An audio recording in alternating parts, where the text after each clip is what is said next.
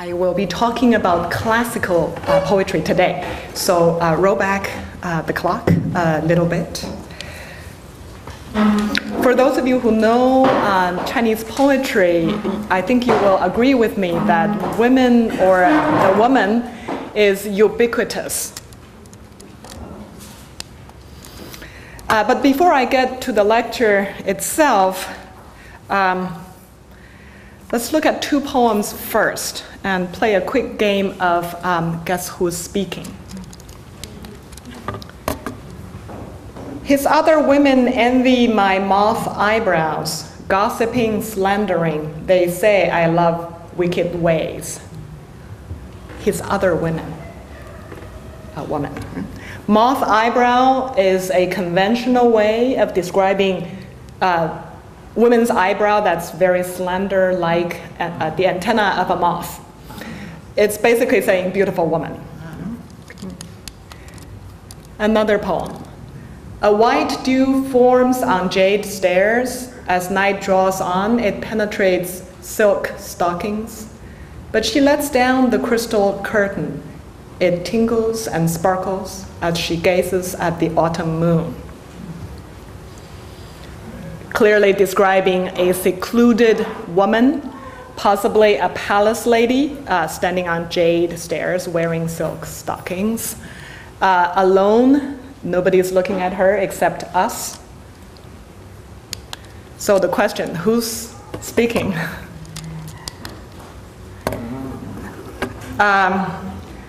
You can see both are male poets. The one about my beautiful moth antenna-like eyebrows is on the left. This is one of the greatest poets, Qu Yuan, clearly a man. The other one about the jade stairs is Li Bo. If you were to know one poet in classical Chinese literature, he's it. So we're not talking about just any male poets. We're talking about perhaps the greatest male poets. So writing in the voice of a woman or focusing from her perspective is not the predilection of a few unusual poets. The greatest Chinese poets were doing that. All right, just looking very quickly. Qu Yuan, this is the poet of the moth eyebrows. His collection, his poetry is collected in the second earliest poetry anthology, the first being the Book of Poetry. The title is Encountering Sorrow. It is traditionally understood as an allegory. He was a minister at court. There was some slander. He was disfavored and went into exile and eventually committed suicide. So in his poetry, Feminine Beauty, Moth Eyebrows, is a way of speaking of his virtue. So my loyalty, my devotion to my Lord. The rejected court lady, others slandering my beauty, envying my beauty, is a way of saying that he's politically disfavored, that he's being exiled from his Lord. Now, looking back at the second poem by Li Bo, this is the poem in its entirety. It's the Jade Stairs Lament. It's one of his most favorite poems. He has many well-translated poems. You can find many of his poems translated into English.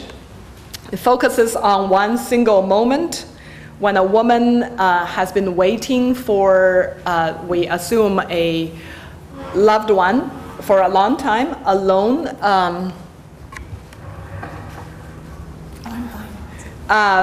Late at night, so the dampness of the night has seeped through her stockings. So the single moment is when she presumably has done her waiting, rather than blaming the young man who's not showing up. The only sound we hear is when she lowers the curtain. So one of the things that people often remark about this poem, saying how very beautiful it is to say the woman is very reticent. She doesn't blame. So it's as if the complaint is being issued from the Jade stairs and not the woman. The woman didn't say a thing. So one thing to notice is that there is a clear aesthetic preference toward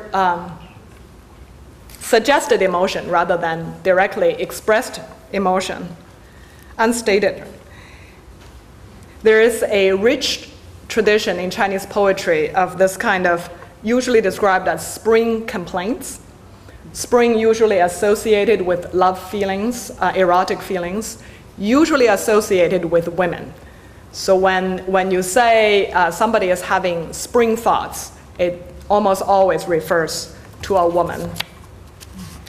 Usually lonely, suffering, longing for an absent lover. The indeterminacy of Chinese poetic language means that the personal pronoun is often absent. She lets down the curtain. She gazes. It could have been I let down the curtain. I gaze. In other words, it's very easy for a male poet to write a poem like this because the subject is not specified. It's indeterminate. It gives the poem a rich and ambiguous possibility, makes it impossible to translate into English. You cannot not have a subject. But it is very easy for a male poet to adopt a female persona. So why is the abandoned woman so attractive? A simple way to answer it is to say there was frequent separation, corvée labor, men going on usually examination trips. They can be away, they could be away for a very long time, so forth. But that doesn't quite explain it. There's also a strong aesthetic preference toward approaching love negatively, which is to say when it isn't there. So you don't describe love, or you prefer a poem not to describe love, a singing of love directly, but in its absence. There is also the psychological factor for a man to be writing a poem of longing for a man. The more important and harder to appreciate for our modern readers is the allegorical function. And that is to say, for a male poet to impersonate an abandoned woman allows the poet to feel and say what is forbidden to him socially as a man. And that is to say, let's say you are the exiled minister. It's not possible for the minister to say, the emperor is completely wrong, I am totally loyal, he was listening to slander. That is not a possibility. Instead of saying that, because he needs to protest his loyalty while complaining. So it is much easier to step into the role of a female missing her lover. So then not only do you get to somewhat voice your complaint, perhaps indirectly voicing your complaint, while also saying that you're very virtuous. Look, you are constant, and you are, in missing him, you are showing your loyalty. So a abandoned woman is a perfect trope for a male poet who's feeling politically exiled or unappreciated. And many ministers, poets had felt that way. So making the abandoned woman a perfect vehicle for expressing that. There are many ways, and poets have used that image to embody the political allegory.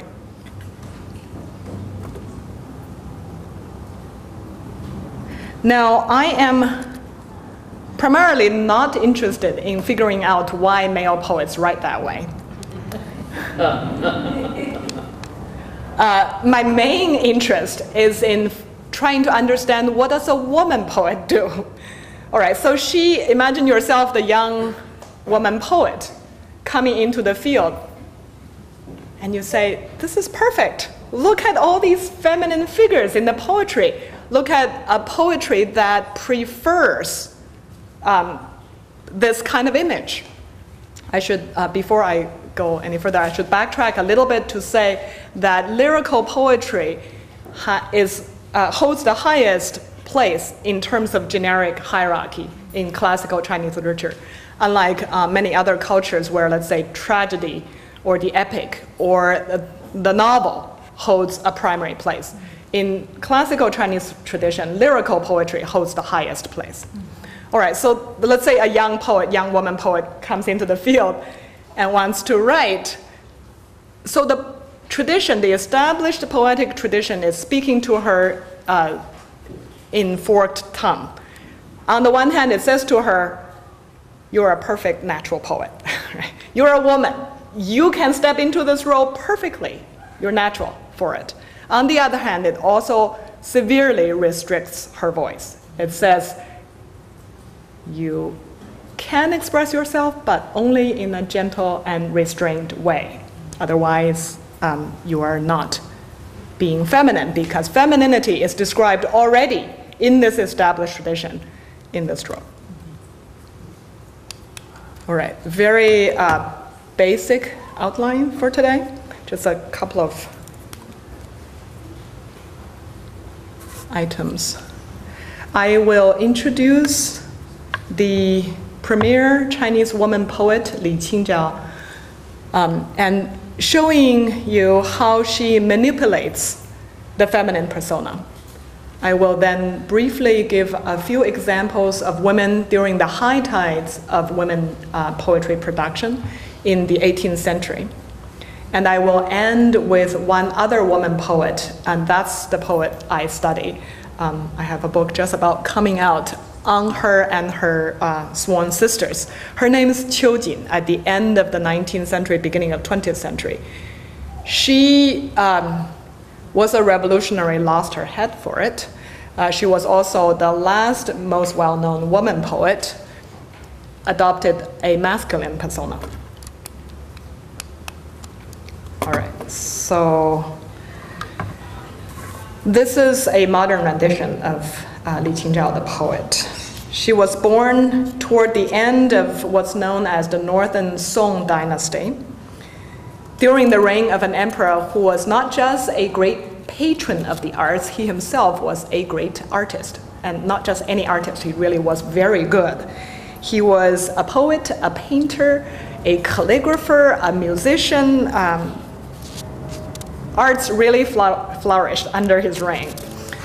Unfortunately, he was not extremely good at governance. He was often faulted in Chinese history for loving arts a little too much. He lost his empire. Li Qingjiao lived in a very turbulent time. She came from a very high social strata, married somebody whose father was the vice prime minister. At court, in the first year she was married, her father was out of favor and had to be exiled far away. She tried to intercede by talking to her father-in-law, who was the vice prime minister. That could not be done, so it was a very difficult time, but 2 years later, her father-in-law was out of favor, was exiled. So there was great up and downs. Usually in Chinese literary history, when people mention her name, many will remark on the extraordinary marriage she made. She and her husband were both known as excellent poets. They were art collectors, collected rare books, collected antiques. When they were in great financial trouble, when both parents were in exile of some form, they lived in a fairly sort of rural area in a little cottage with their books and antiques. Apparently for about a decade, their main game was that they will have the stacks of books, right? One would point to one of the book and say, in such and such a book, on such and such a page, in this and that line, such an allusion was made. And the other, and the other one would challenge. I said, no, it's in the other volume, and then they'll check who won. So this is how people usually describe their marriage. It's the ideal, perfect companionate marriage. She also wrote quite a number of poems about their great love for each other. More recent scholarship revealed that it's not nearly as idyllic as people would like to portray over history. That early in their life, he had frequented brothel. That in their middle age, he had taken a concubine. So some of her poems could be read in rather different light. There was also more trouble during their lifetime. Remember, the emperor, who was a great patron of arts, lost his kingdom because of northern invaders, the Jurchens from northern Manchuria, swept through the capital, captured the emperor, actually took the emperor prisoner.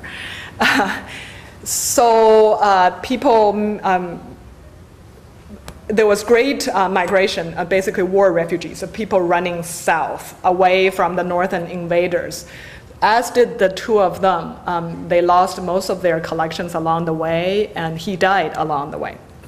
So this is basically the biography.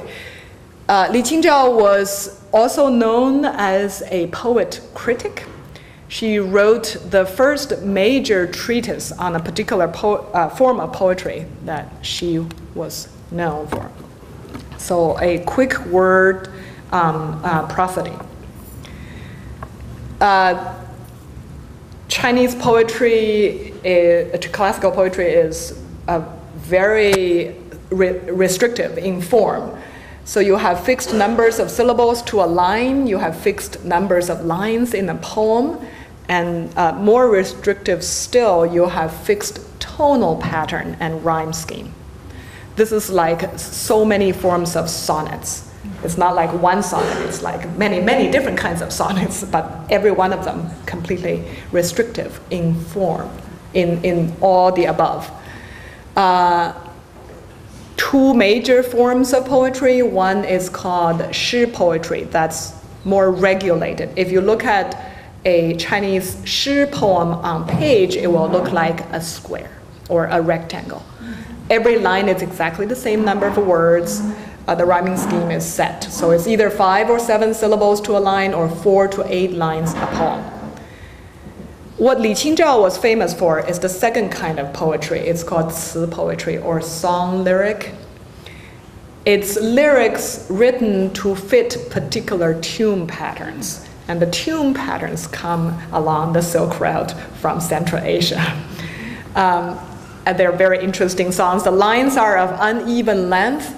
It doesn't mean that it's easier to write than the other kind of poetry. In fact, it's harder because the tonal patterns are more complex. And there are about 700 to 800 different tune patterns you can write your poems to. And that's the kind that she was particularly well known for. The poetic treatise she wrote about song lyric says that the aesthetic for that kind of poetry should be ideally gentle and restrained. And you can see the initial issue we had about aesthetic preference and abandoned woman. So this kind of poetry fits it perfectly.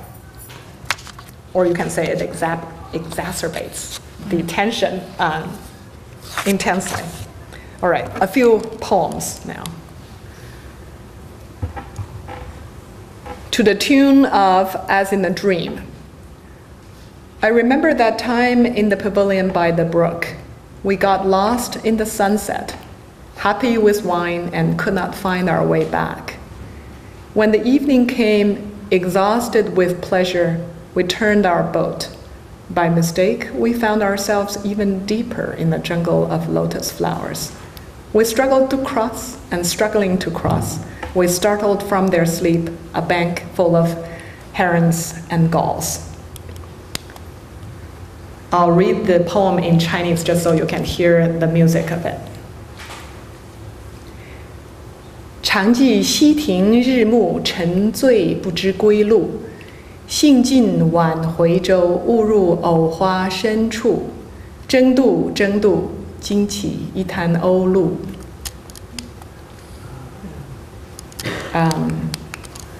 Just a quick word. You don't see any abandoned woman here. This is clearly a description of a very happy couple. Directly engaged, both of them. Nobody is missing. It's young and fun and pleasurable. You can go into Florian and very pleasurable. All right. Here's another poem written later in her life, to the tune "Alone Gosling." A wicker couch, a paper screen. I wake from morning slumber to a unhappiness I can't explain. Incense heavy, stops and starts, the jade burner cold, keeps company to my river of feeling. The sound of a flute playing fallen plum blossoms breaks the hearts of plum buds. So much spring sentiment. A light wind sends the thin rain sowing to the ground, calling down 1,000 lines of tears.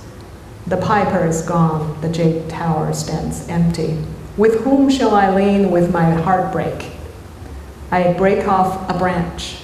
In heaven above or the world of man, there's no one fit to offer it to.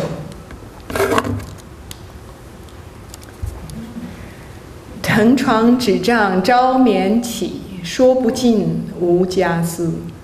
沉香烟断玉炉寒，伴我情怀如水。笛声三弄眉心惊破，多少春情意。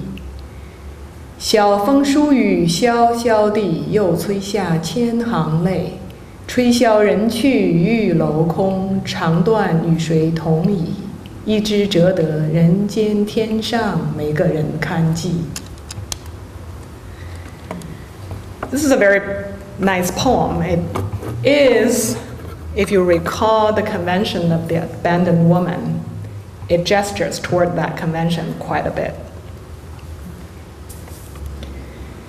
You have the inner chamber. You have items of the inner chamber. You have alone, missing a loved one. You have the plum buds responding to outside stimuli, dissolving in unhappiness. So this is, and also at the end, you have, the offer of plum branch with nobody to give it to. So this is very much, if you think of Li Qingzhao as a poet stepping into this tradition, fully established, this is a point where she's very clearly using the convention to describe her life. She understands these as conventions, and she is using them to great effect. There's no question, that's true. A last poem by the same poet. To the tune Alone,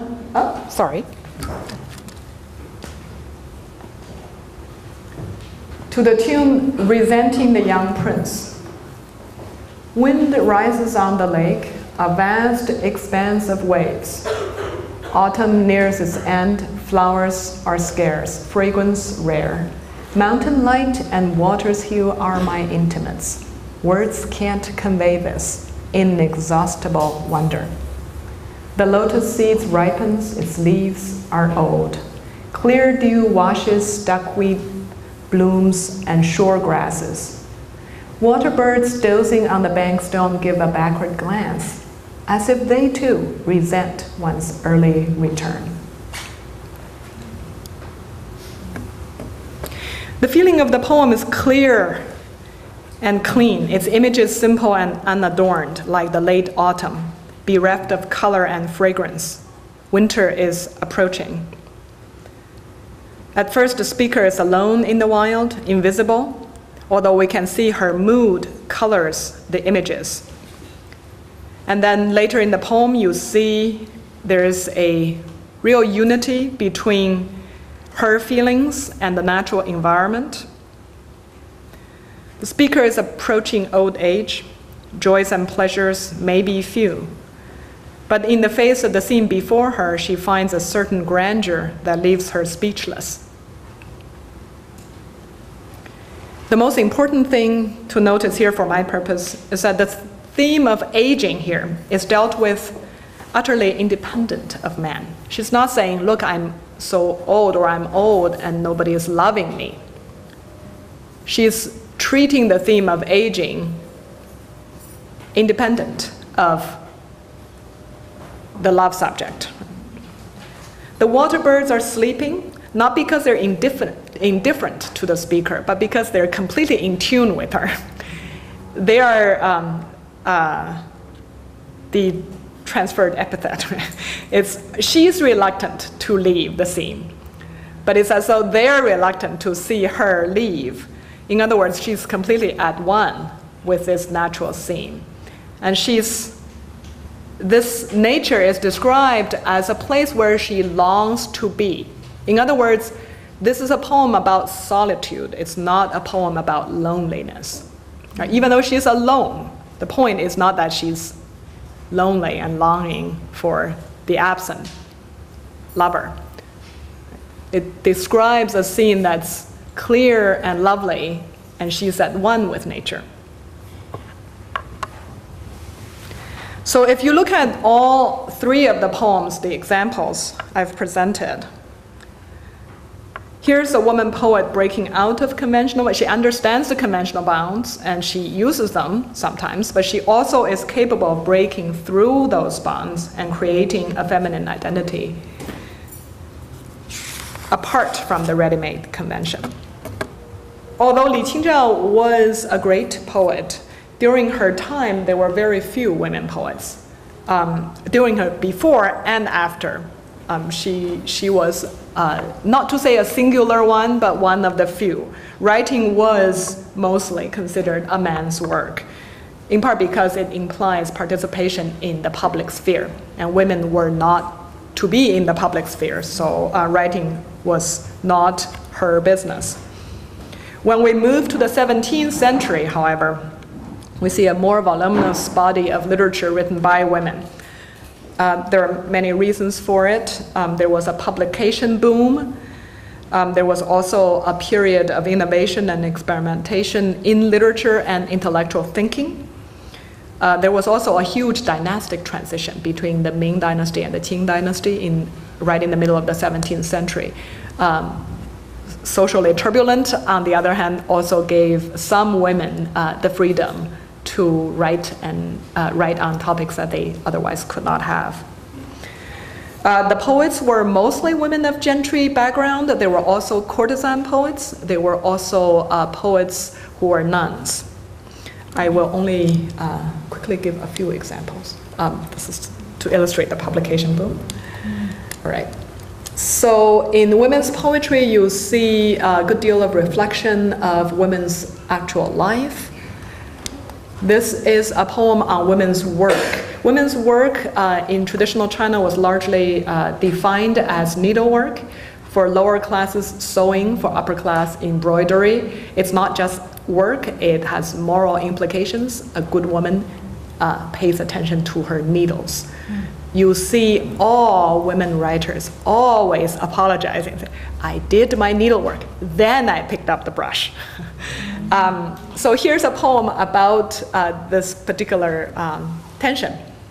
The needle has a spirit apart from its outward traces, no fingers nor silk filament, but by a graceful power a painting is made.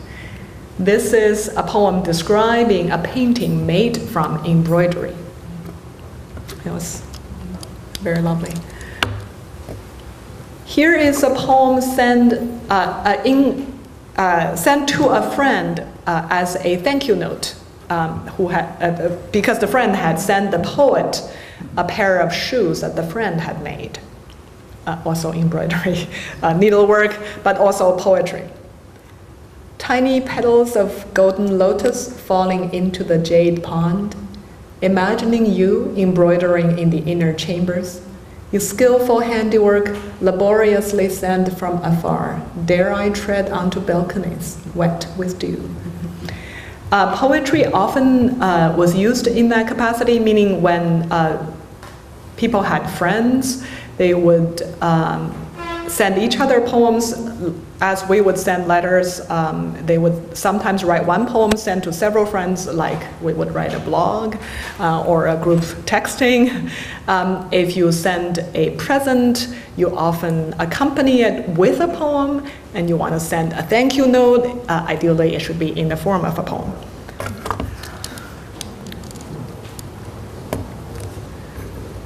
Here's another one. Spring rain and spring cold, plum blossom fall. For several nights defenseless against the urgings of spring breeze.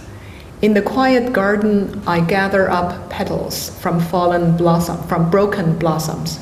I will use them to wash the faces of my children. I like this poem a lot, in part because it's so unexpected. The early part of the poem, until the last two lines, is completely conventional. You have plum blossom, it's falling, it's defenseless, it's just about as conventional as you can get. And then the poet suddenly brings up an entirely different subject that's not at all in the equivalence of woman as petal, as defenseless, fragile, all the rest. She uses it to wash the face of her children. This is very much of a mother's experience, and she links it to a standard established poetic trope. Very unexpected use of a very conventional figure. Now I come to the last poet that I will introduce today. Her name is Jade. She also came from the literati official background, not nearly as exalted as Li Qingzhao, but still very much of the highly educated class. She was married with 2 children. Her time was another very turbulent period. China at the time was very much threatened by Western powers. There were multiple military encounters with multiple unequal treaties. There was, for a considerable amount of time, there was the worry that China would be partitioned by various European powers. This is the high imperial period. Internally, there was also considerable ethnic strife. The ruling house was of Manchu descent. So between the Manchus and the Han Chinese, which is the 95% of Chinese, there was considerable ethnic conflict as well. At the time, there was great call for reviving the nation and for people to study new things, by which people usually meant European learning to strengthen the nation. A lot of people went to Japan to study, in part because Japan had already studied Western learning after the Meiji Restoration. And naturally, Japan was much closer to China, and people had also thought that the Japanese language would be easier to learn and faster to acquire. So therefore, and there was huge waves of Chinese students going to Japan. So one of the women students who went, what's unusual about her was that most women went as either young students or as wives accompanying their husbands, occasionally even as mothers accompanying their sons. Now, Qiujin's 2 children were little kids. One was 2, one was 4. She simply left them and just went to Japan. This was extraordinarily unusual. She also played with swords. She cross-dressed. She joined various political organizations while she was in Japan. When she came back, she was directly involved in anti-dynastic movements. This is anti-Manchu, the last dynasty. If you think about films like The Last Emperor, for example, that's the dynasty. So she was involved in activities, military uprisings, trying to overthrow the dynasty. she was captured, was beheaded in 1907. All right, so a few of her poems. Oh, photographs, right. The central photograph shows her in Japanese clothing with the dagger. She was often portrayed by her contemporaries as a Chinese Madame Roland or Chinese Sofia Perovskaya. She thought of herself as a modern-day Mulan. Okay. All right, this is one of her earlier poems. She was still married, she hadn't gone to Japan yet. To the tune Full River Red. Recently, I've come to the capital, and already it is again the fine festival of mid-autumn. Chrysanthemums are in full bloom below the hedge. The countenance of autumn is as clean as if just dusted, with songs being sung all around them, Chu finally met defeat. My experiences of these 8 years are a hopeless yearning for Zhejiang. Alas, it sent me off by force to be mere rouge and powder. How I despise it.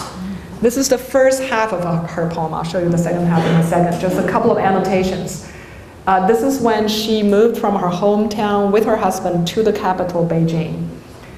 Reference to autumn are particularly meaningful in that her family name, Qiu, means autumn. So this is a contemplation of autumn and flowers as well as a self-contemplation. A particular allusion, this is one of the difficult things about classical Chinese poetry, they're often filled with allusions, making translation difficult. The allusion about with songs being sung all around them, Shu finally met defeat, has to do with a particularly well-known siege where one army surrounded the city and the other army eventually fell. Now, 8 years of hopeless yearning, she's describing her 8 years of marriage as if she were under siege. So this is the image. They send me by force to be mere rouge and powder, that is to say, to be mere woman. Now, in Chinese, there's no they. Remember, pronouns are sometimes absent. So who by force sends her by force to be a woman is not clear. One way to interpret this poem is to say that she is rebelling against her unhappy marriage, but perhaps more important, she is expressing discontent with the role of being a woman, describing her marriage as essentially a siege. Second half. My body will not allow me to mingle with a man, but my heart is far braver than that of a man. All my life, has not my liver and gall burned for others? But how could they with their vulgar minds understand me? In adversity, the hero must suffer troubles and woes. Where in this endless world of red dust can I find a true friend? My blue gown is soaked with tears.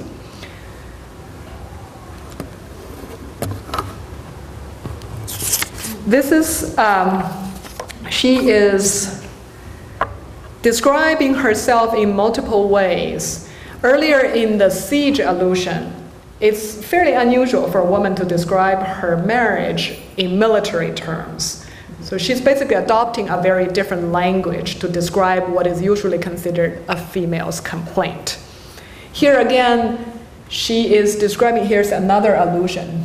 At the end of the poem, it's another allusion about a man's sympathy for a woman. So she's stepping into a masculine role. If we have time later, I could get into the details of the poem, but I want to hear more your questions. This is one other cross-dressing photograph she made. It may not look very cross-dressed to our eyes, but this is the typical outfit of a man of her generation. On the back of the photograph, she has a poem describing her cross-dressing. Self-inscription. She sends this photograph to her friends with this poem at the back. Who could this person be looking so sternly ahead? The martial bones I bring from a former existence regret the flesh that covers them. The physical form that I now inhabit is but a phantom, but the world that has not yet emerged, that might be real. To my regret, I met you late. I, the one standing outside the photograph. You, the one inside the photograph. Our feelings are so intense.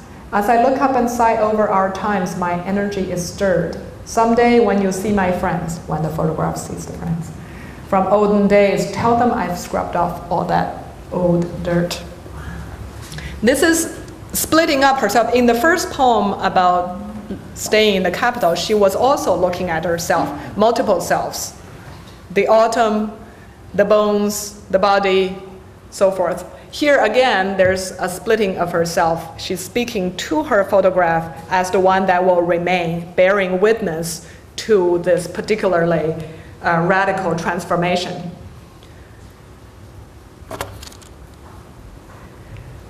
Now, recall the beginning of the lecture when I was talking about the poetic tradition, the established poetic tradition, with which speaks to women in this forked tongue, right? On the one hand, it says women are natural poets. On the other hand, it also says that they must speak in a constrained voice, delicate and restrained. Now, their strategies are multiple. Sometimes they write as women, as in Li Tingzhao's case. Delicate, lively, restrained. She said that kind of poetry should be restrained, otherwise it wouldn't be right. That she promoted its status as a particular genre, and that's one of the features. Sometimes they write beyond the scope allotted to women, meaning principally in poetry, principally in the role of the one passively waiting for her lover. Sometimes they avoid writing as women in order to truly write as a woman. As in our last poet, Qiu Jing, I am not completely able to flesh out how she writes as a man. In the tune she chooses, it's a particularly masculine tune. In the rhyming scheme she chooses, it's a particularly masculine rhyming scheme. So it's not just in cross-dressing and in using masculine allusions. So all those, even the technical details, she has chosen to write as a man, or at least not as a conventional woman. I'll end here. Thank you.